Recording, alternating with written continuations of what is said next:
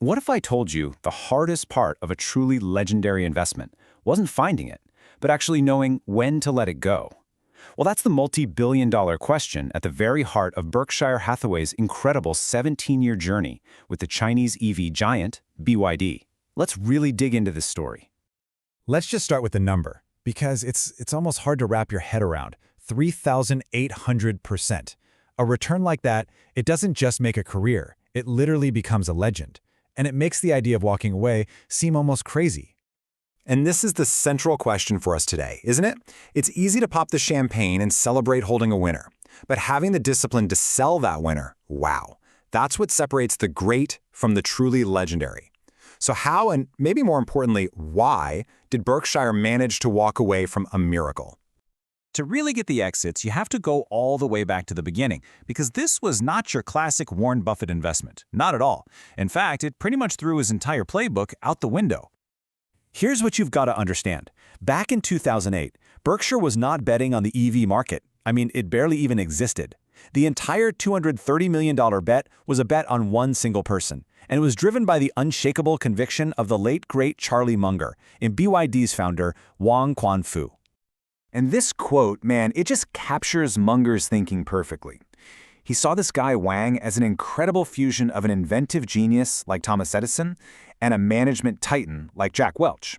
He famously told Buffett, "We have to buy BYD." And, that level of conviction, it just overrode all of Berkshire's usual rules. And their patience was, it was legendary. Here's how this whole 17-year saga played out. They put their money in back in 2008. Then, for 14 straight years, they did nothing. They didn't sell a single share. By 2022, boom, the stick's value explodes to nearly $9 billion. That's the trigger. They begin a really slow, methodical sale, finally getting out completely in early 2025. So just how big did this bet actually get? The numbers behind this 17-year hold are, they're simply breathtaking. It's almost hard to even visualize this kind of growth. See that tiny little sliver on the left? That's the initial $230 million seed they planted. And that giant sequoia tree on the right? Yeah, that's the nearly $9 billion behemoth it grew into. It's the perfect picture of what long-term conviction can create. The raw figures here are just staggering. From an initial investment of about $230 million, it ballooned to a peak value of $9 billion. By the time they sold the last share, the estimated total profit was over $7 billion.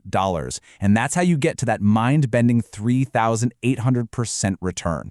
But okay, this is where the story gets really, really interesting. We've seen the miracle. We've seen the incredible profits. Now we have to understand the disciplined, rational decision to end it. Why on earth would you sell your golden goose? Right? It's the multi-billion-dollar question. When an investment performs this well, every single instinct in your body is screaming, hold on forever. But Berkshire's decision, it wasn't emotional. It was a cold, rational calculation driven by a whole convergence of different factors. So it wasn't just one single thing, but really four things that all came together at the perfect time. First, just simple prudence. It was time to lock in a historic, once-in-a-lifetime kind of gain. Second, geopolitics. They were de-risking from the growing US-China tensions, just like we saw them do with their stake in Taiwan's TSMC. Third, the business fundamentals were changing. Brutal EV price wars in China started to squeeze BYD's profits. And finally, number 4, reallocation. They just believed that capital could work harder for them somewhere else, like in Japan.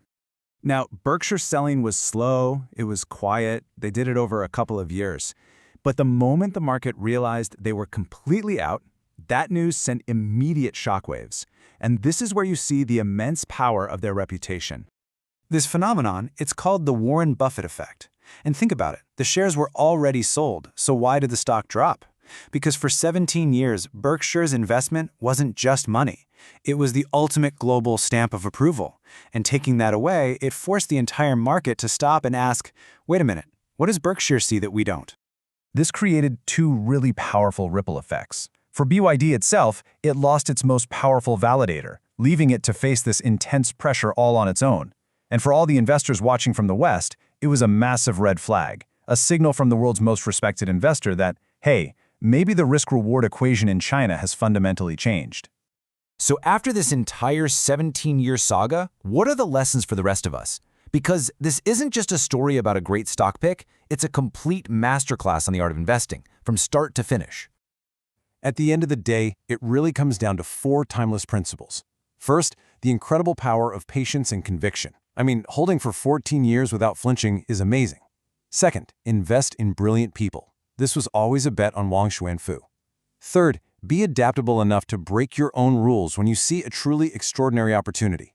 And finally, the ultimate discipline, knowing when it's time to sell a winner because the facts have changed.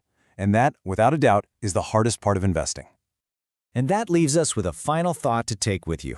As we all watch the markets go up and down, it's so easy to get emotionally attached to our biggest winners.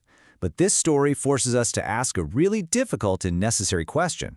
What factors would need to change for you to have the discipline to sell your own miracle investment?